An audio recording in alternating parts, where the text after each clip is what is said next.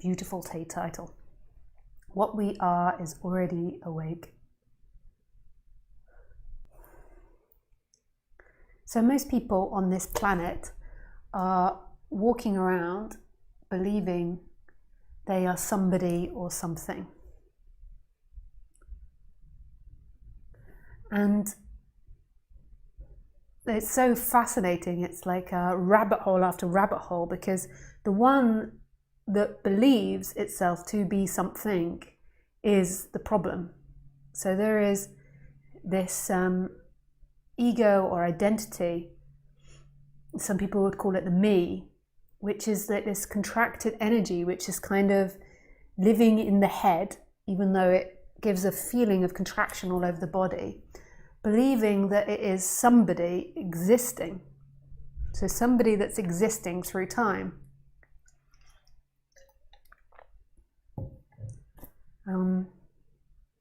Whereas this doesn't happen for animals. Like, an animal doesn't have that ego identity. Maybe today I call it the ego. I've always, in the 12 years I've taught, stayed away from the word ego, because Ramesh Balsekar, one of my teachers, used it in a positive way. But maybe it's like the most simplistic way to define it is ego. So today I'm going to call it the ego. Let's just go for it. Not make things more complicated for myself. So the ego is the one that that's kind of most probably interpreting this and having a relationship with non-duality, and then believing that it's the one that's got to go. This is different from practical thinking. So this ego energy, this separate energy, is different from having practical thoughts. And animals do not have this ego. A cat doesn't have this ego inside the head that's narrating and claiming, like, I am this, I am that. Even though the cat can show these actions of like, this is mine, this is my ball, this is my bed, this is my catty litter.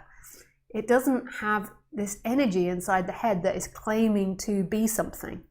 It doesn't know who it is, because it doesn't have the ability to have complex thinking, to think, oh, I am a cat with pointy ears, I am beautiful, I am orange, I am bad, I am a professor at university, I am a scientist, I am a mother, I am a child, I am fat, I am thin. It doesn't have that ability to claim to be something. It's just living in the moment, experiencing itself as everything that is happening. Even though the body, you could say, has a character and has the ability to not walk into the wall. And there is some form of thinking that's happening in the cat and imagining, but it's not the same as the way we do. Whereas humans, like 99.99999% of humans, have this ego identity inside them, claiming to be something, like always trying to make themselves something. But that's different from a character, and that's different from habits and conditions and wants. But the ego does create this immense seeking. So it's different from wants, but the ego creates this desire to this seeking to be something, this seeking to find something in time to be free.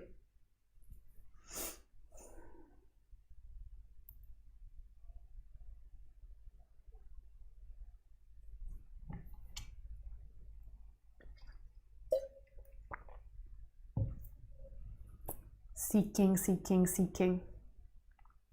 And the ego, it's so complicated, because we also have personal awareness, and the ego isn't personal awareness either. So we also have the ability, just like a cat and a dog, to move the attention from place to place. So from the knee to the heart to the world.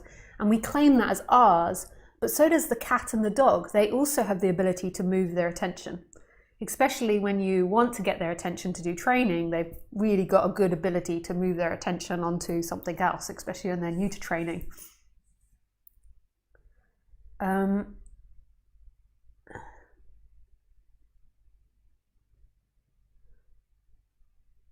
So it's not the personal awareness. It's not the ability to move the attention. It's this energy that's claiming to be that.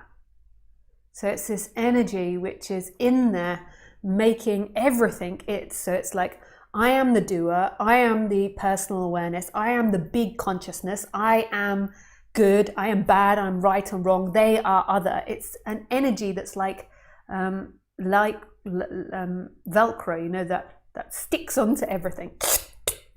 Like these little hooks, so it's like trying to grab onto everything.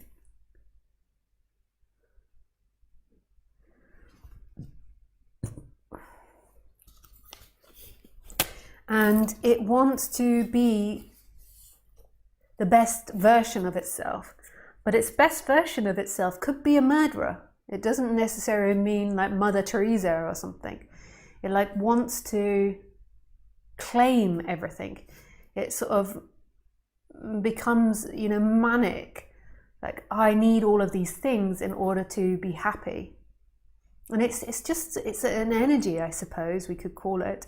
It's not like this really bad devil or anything. It's an energy of claiming and looking for itself constantly. So claiming to be all these things, like claiming to be good, bad, body, consciousness, personal awareness, thoughts, identity. And then it's also striving to get lots of things. So it's claiming and striving. You could say the claiming is a striving in a way, or a seeking. And the seeking is always, I will be happy in the future. So that's what it's interested in. And that happiness is the end of itself. It's the end of this seeking. It's ironic, really. So it's craving to actually come back home to who it truly is. But it doesn't know that, and it's not like got this whole secret, wicked plan to try and keep you away from it. I mean, who would this you be? Who are you without that ego? So you have some teachers that call it like the falling away of the me. And I used to speak about it in that way, but I tended to move away from that because there is still a character left. So there needs to be a character that has habits, conditions, practical thinking, even emotional thinking, emotions, because it's all part of survival, and has desire, but it's not you anymore. That's a happening. That energy that's claiming that to be you disappears.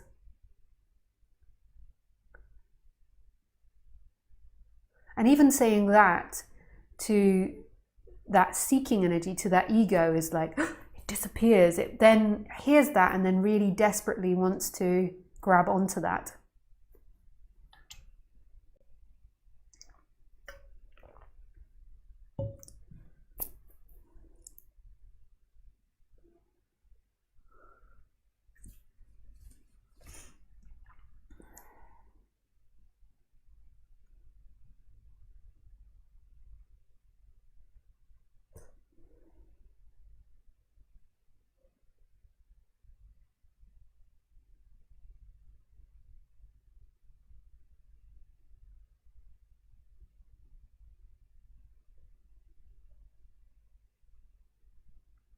So what is this talk about? So this talk is working, I think, on 2 different levels, or maybe 3 different levels. Like, I'm talking to the mind, so I'm talking to that ego in a way. Sometimes I'm giving things for that ego to do to improve itself. I'm also talking to a part that's beyond the ego, that's not the absolute, but it's like the practical thinking mind, to give it more practical, logical thoughts. But then there's another part which is speaking, and this is most probably the most important part, that's speaking beyond intellect.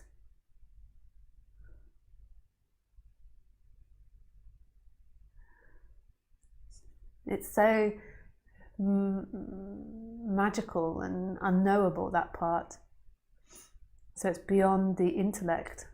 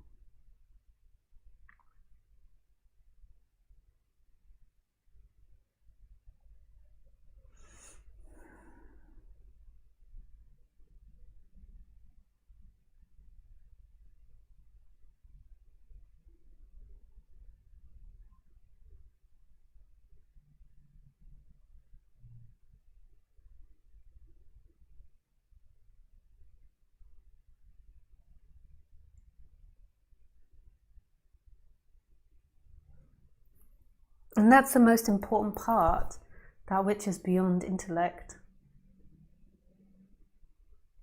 That is true freedom.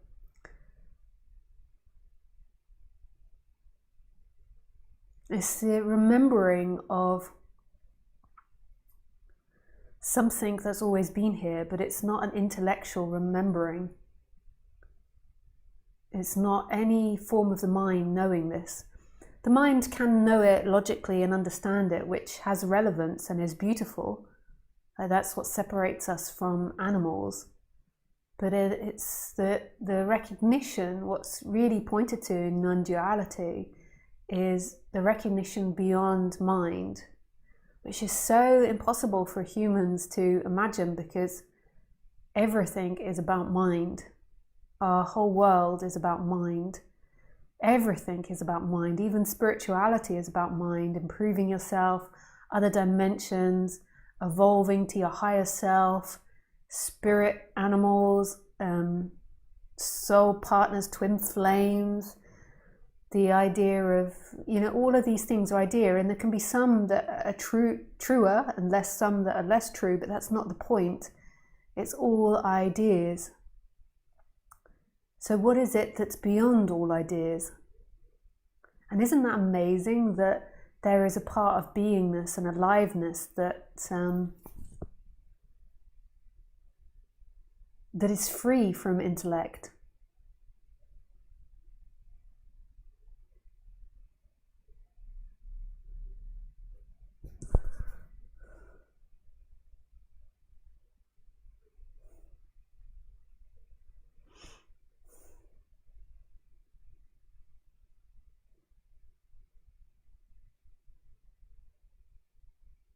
It is free. And that's who you truly are.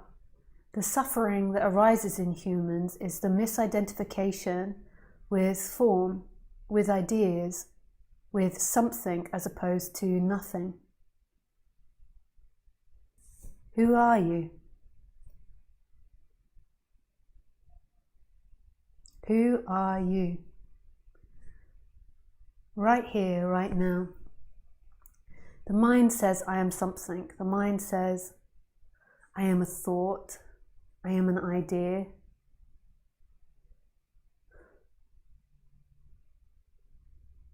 I am a way of being. But it's not even really loud. It's more this energy of like this feeling like there is a person in here. That there is a person in here. There isn't a person in there.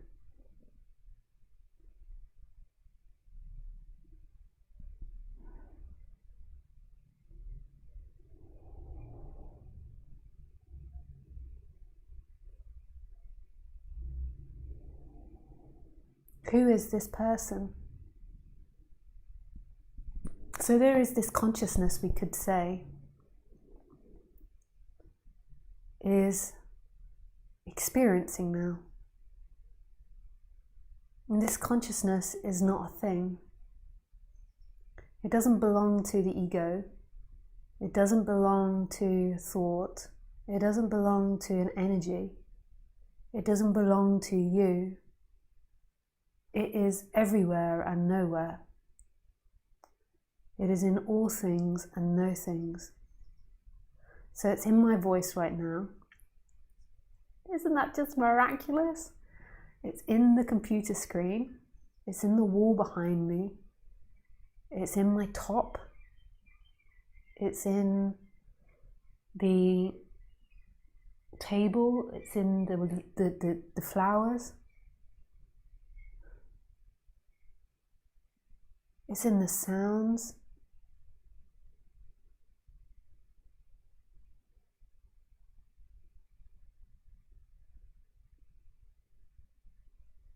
It's in the blue sky. I can see the blue sky and a seagull dancing up there in the winds. So it's in everything. And this is who you are. This is what's there before birth and after death.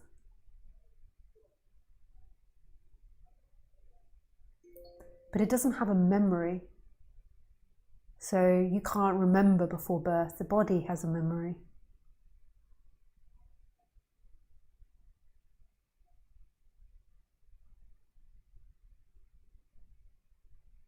It doesn't have anything. It's just experiencing. It's just conscious. It's so miraculous. And you didn't do anything to get it. You didn't come into this life and then get given consciousness. You are rising in consciousness.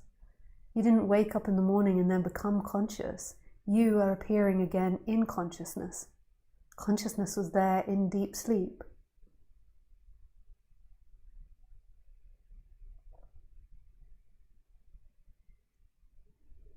You didn't switch on when you woke up in the morning and be like, I'm going to be conscious now. The human can be conscious, so that could be either practical thinking, I'm going to be conscious now, or it could be the ego, I am going to be conscious now. I am not going to be an unconscious person. The claimer. I'm going to do better. I'm going to become enlightened. And the ego creates all types of difficult thought patterns and difficult energies in the bodies. And it's very, very cunning in the way it does it. It's not obvious. It's like invisible, the ego, in a way. So it can create all types of dynamics. So most people that aren't listening to this talk, they just believe everything the ego is saying. So when they're angry with someone, they don't even really know that they're angry with someone. They just are angry at that person and believe it to be true and it's justified and it's that person's fault. But they have no space from it to see that they are angry. The same if you're like in a coffee shop and completely unconscious and you're feeling anxious about people around you. If there's no recognition that that's in your mind, then there might just be a belief that people are dangerous, and that might be the truth and the reality for you. And so there's a belief that people are dangerous and it's all their fault out there.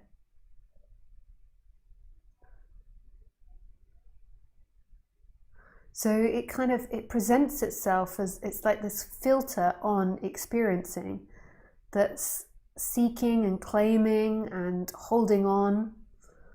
But it's difficult because there's also the conditions of the body. So a condition of the body might be to be more anxious around people. So to be less calm around people. And that's not necessarily ego, that's just a condition of the body. The ego is the claiming of that and making it theirs, and then the belief in it, which is so invisible. So it's really not easy, what is seeking and what is ego and what isn't ego is very hard to differentiate. But notice that it's mind and thought, and most probably the ego that's trying to differentiate.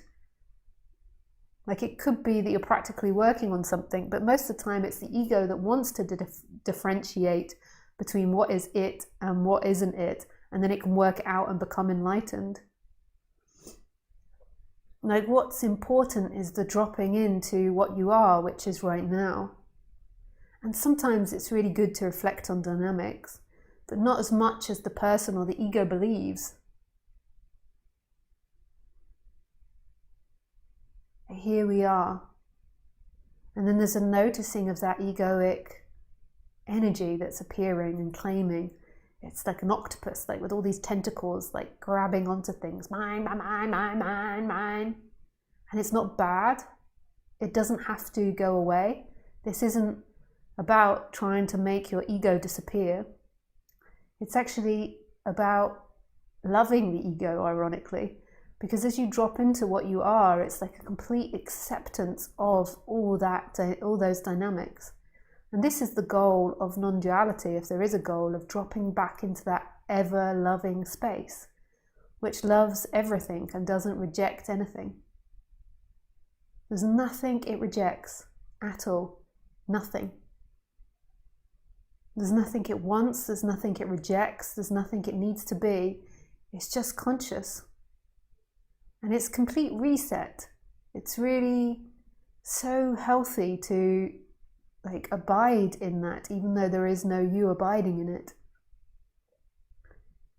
It's so deeply relaxing. And it has effects on the body, but they are always effects on the body. It's not that's the way it has to be. You could be abiding in this, and there could be something really scary happening in front of you, and your body could be in fear.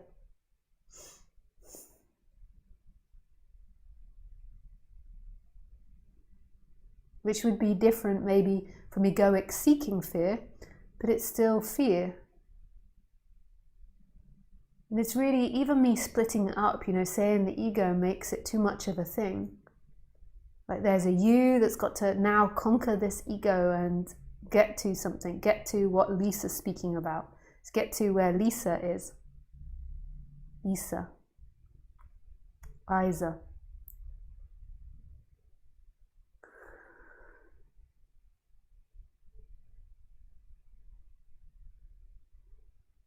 But there is nowhere to get to.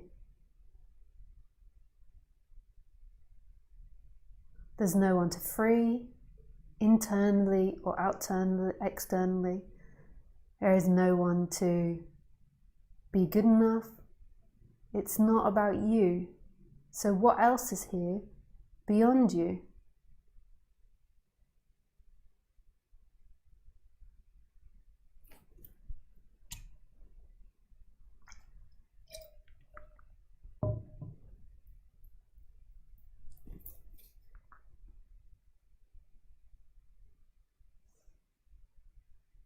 What is beyond you?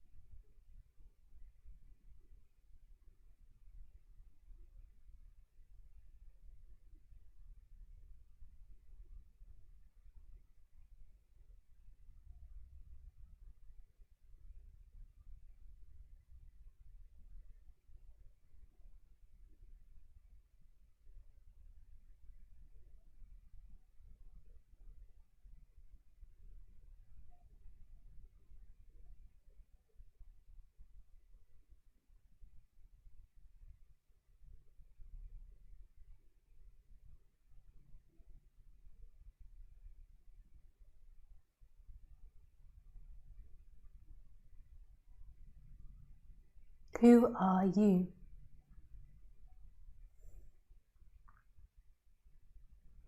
What you can feel from the ego's perspective and from the also logical mind, the thinking mind as Ramesh used to call it, is you can feel this seeking energy. It's like not resting.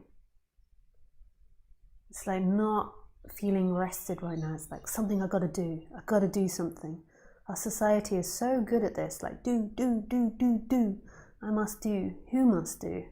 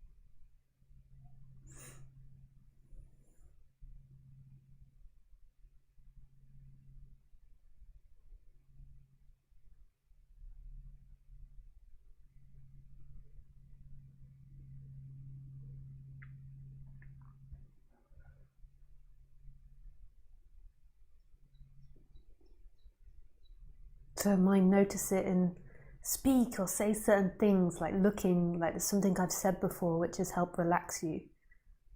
Or a way I've been, like maybe I look directly in the camera like, ooh, ooh, ooh. And then there's like a relaxation that happens or something.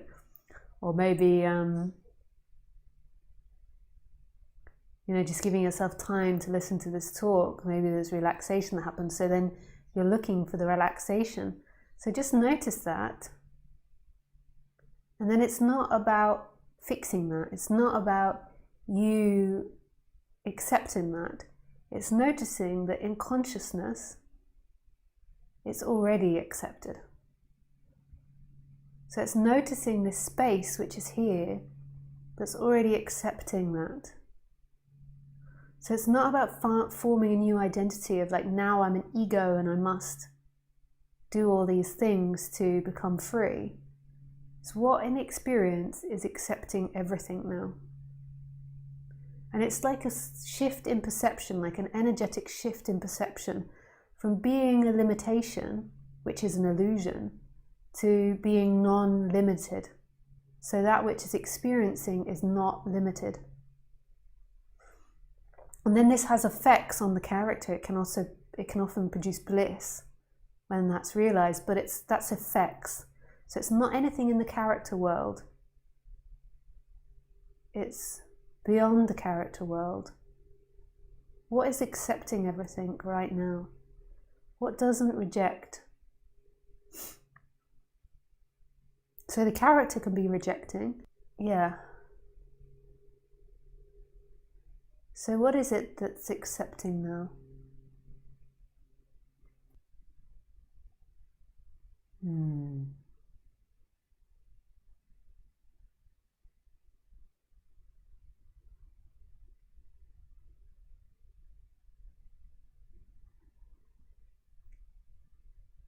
Yeah. Okay, well, we can go to questions.